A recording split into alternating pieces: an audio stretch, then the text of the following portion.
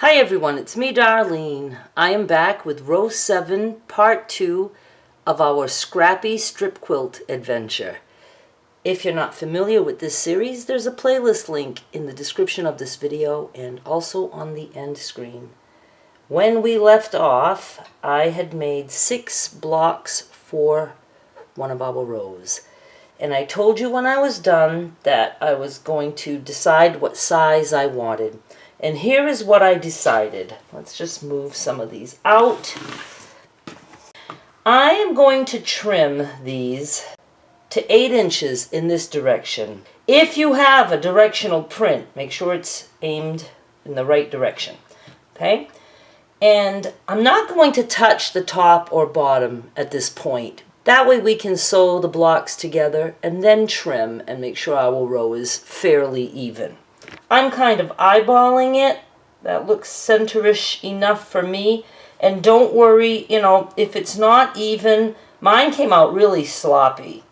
About 8.5 and not a perfect square by any means. So I'm just going to put my center on a line, and since I want to trim to 8 inches, half of 8 is 4.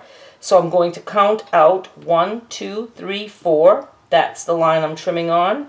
And then my center, 1, 2, 3, 4. That's the line I'm trimming on. So let me do that to these 6 blocks. This is the first time I put them in a row. I really like my row.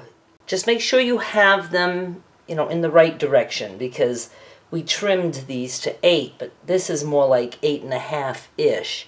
So just make sure you have them lined up the right way. I'm just going to sew the row together.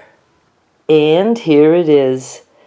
I really like it. I'm glad I tried this with the 3-inch square and the big 10-inch square.